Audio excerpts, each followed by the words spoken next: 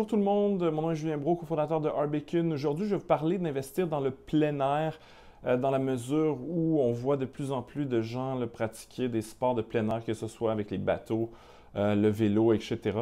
C'est clair que l'enveloppe qui était attribuée à des vacances en Europe ou à Cuba ou d'autres types de sorties ou même dans les bars et les clubs semble être réattribuée vers du plein air.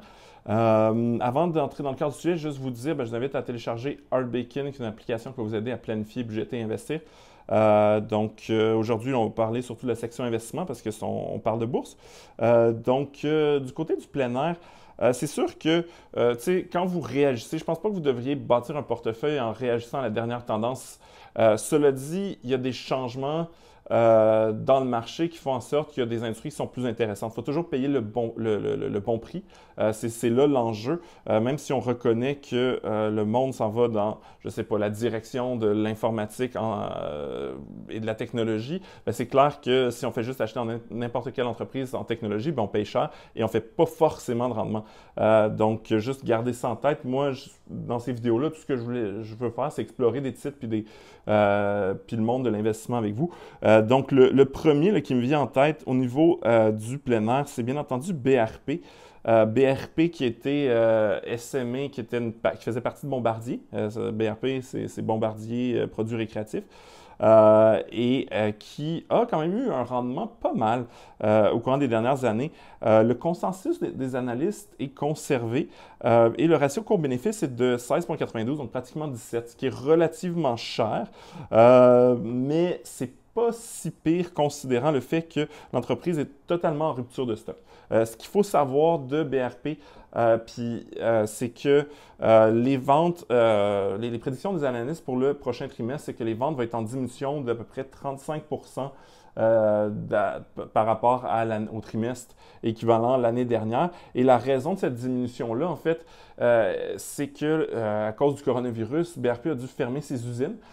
Et c'est un peu ironique parce qu'ils ont eu des ventes records au niveau du détail de motos marines, de leurs produits récréatifs. Et pourquoi ils ont eu des ventes records puis en même temps ils ont une perte de revenus? Parce qu'essentiellement, comme il n'y avait pas autant de production, les dealers, les gens avaient déjà acheté, avaient en inventaire ces machines-là. Ils les ont vendues au grand public et ensuite ils ont eu du mal à en recommander. Donc il y a une pénurie et donc il y a eu beaucoup plus de ventes parce qu'en fait tout l'inventaire s'est liquidé. Ce qui est très positif, c'est-à-dire que l'été prochain, par exemple, pour les produits comme Sea-Doo, il va y avoir des grosses commandes parce qu'il y a zéro en stock partout. Partout au Québec, probablement un peu partout dans le monde. C'est un peu qu'est-ce qui explique ça.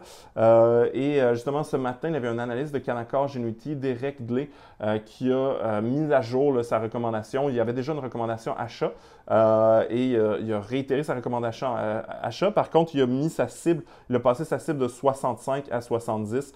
Donc, le titre est à 67 $. Donc, forcément, si sa cible est en bas du cours d'aujourd'hui, ça aurait pu être un acheté. Par contre, le consensus des analystes s'est conservé, donc c'est relativement neutre. Allons voir d'autres titres. Un autre titre qui me semble évident, puis moi-même, j'y ai contribué. J'ai été acheter un vélo ce printemps-ci parce qu'il n'y avait rien à faire, comme tout le monde, chez Canadian Tire. Canadian Tire vend un paquet de produits de plein air. Surtout au Canada, il est quand même très bien installé comme détaillant. Souvent, c'est la seule option pour acheter du plein air à l'extérieur des grands centres. Ratio court-bénéfice à 10, que j'aime beaucoup. Taux de distribution, donc taux de dividende à 3,14 %. Les analyses disent conserver, mais on paye quand même moins cher qu'avec Bombardier. J'aime bien ce titre-là. Allons en voir un autre. Puis, c'est Outdoor. Je pense que c'est Vista Outdoor qui est un grand fabricant aux États-Unis qui a, je pense, une cinquantaine de marques. Là. Je pense que c'est Vista Outdoor. Je vais juste mettre le symbole boursier. C'est VSTO. Puis après ça, je vous donnerai le nom. Vista Outdoor. C'est ça, Vista Outdoor, je l'avais. Donc, la compagnie parle de l'argent. Essentiellement, eux, en 2019, ils ont vendu leur division qui faisait des armes, donc des armes à feu. Et justement, ça leur avait causé plusieurs problèmes. C'était la division qui était en plus grande croissance. Donc, ça impactait leurs résultats. Par contre, il y avait plusieurs détaillants, incluant MEC, le grand détaillant canadien de produits sportifs, qui boycottaient Vista Outdoor à cause de modèles là, d'armes qu'ils vendaient puis qui étaient controversés. Donc, ils se sont repositionnés vraiment autour des produits récréatifs. Cela dit, bon, l'entreprise perd de l'argent et ça va être un peu difficile de voir est-ce qu'on paye cher, est-ce qu'on paye pas cher. Le ratio cours-vente est quand même très bas, à 0,68. Si je regarde, mettons, chez Canadian Tire ou chez BRP, par exemple, qui est un fabricant, là, donc ça serait plus un comparable intéressant, même si c'est quand même très différent comme produit. Là. Si on regarde le ratio cours-vente à 0,97. Donc, Vista Outdoor est moins cher, cela dit, il n'est pas profitable. Donc, vous payez un risque plus important, surtout en temps de crise.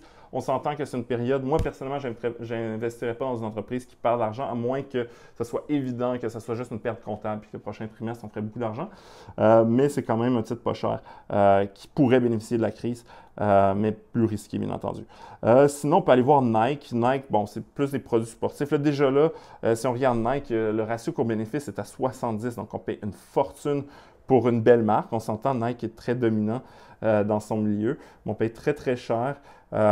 Juste à cause de son prix, j'aurais beaucoup de mal, même si le consensus des analystes s'est renforcé. Personnellement, ma philosophie de ne pas payer cher me fait en sorte que oui, Nike va exister dans 10 ans. Oui, Nike va probablement faire plus de ventes qu'aujourd'hui, mais est-ce que son ratio va toujours être 70? Puis est-ce que je vais faire de l'argent avec cet investissement-là? J'en suis pas sûr.